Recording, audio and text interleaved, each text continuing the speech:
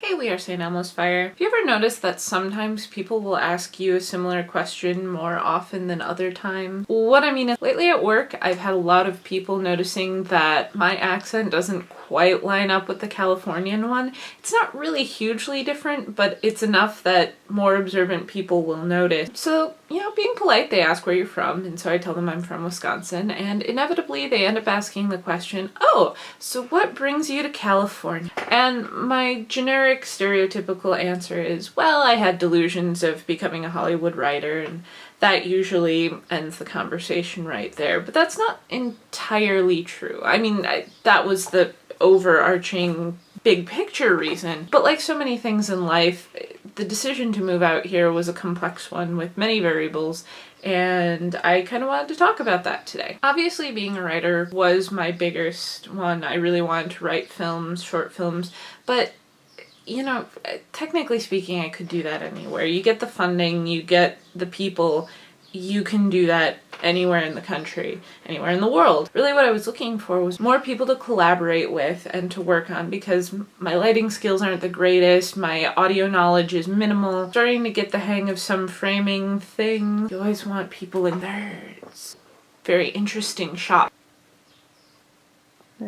But, I just wanted to meet other people to write with and to work with. And I was finding that living in La Crosse, Wisconsin, I wasn't meeting a whole lot of those types. I was meeting a lot of really great actors, and I'll put a link below to some of my short films, but I wasn't able to grow. So I wanted to meet other people who could help me along that path. Oddly enough, coming out here showed me that I really enjoy the novel writing process a lot more. I still feel like if I met the right group of people, I would be more than happy to write another screenplay and do another movie and things like that. So another reason we decided to come out here, my husband and I, was that I have a form of depression known as seasonal affective disorder, wherein my normally controllable, manageable depression gets significantly worse in the seasons where there's very little sunlight, i.e. fall, winter, and most of spring in the state of Wisconsin.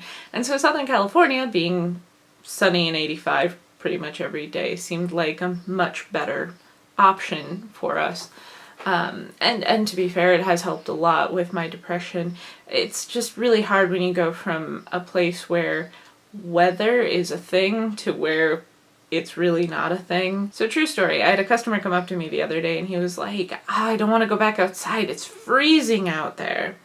And I had just come in about an hour prior to that, and it had been about 70 when I had come in, and I think it had dropped maybe 4 or 5 degrees in the hour that I had been out there. So I discovered I'm a bit of a weather snob, because when people say it's freezing, I expect it to be 32 degrees or lower. But so a lot of the driving factors in a person's life come from their childhood, and I remember when I was growing up in Green Bay, I would hear a lot of adults talk about how they needed to get out and how they'd ended up getting stuck. And that was something that I heard from so many people, and they seemed so very unhappy. And I think that was something that really stuck with me, and so my entire life was just about not getting stuck.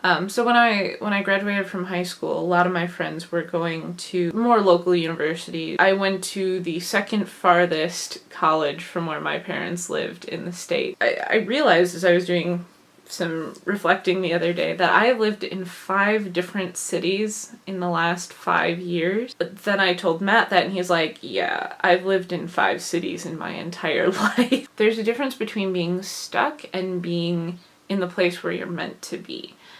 People who are stuck are unhappy, and they're like, I am here because I can't get out. One of my driving factors of leaving La Crosse was I was starting to feel that way. It's a great city. I love my friends there. I loved the life I lived there. It wasn't going anywhere, and I was going to be stuck. I keep this driving ambition that I want to go somewhere that's better, and somewhere that will fit for me. I don't know how to find that. I feel like I'm dating cities and just trying to find the place where I'm meant to be.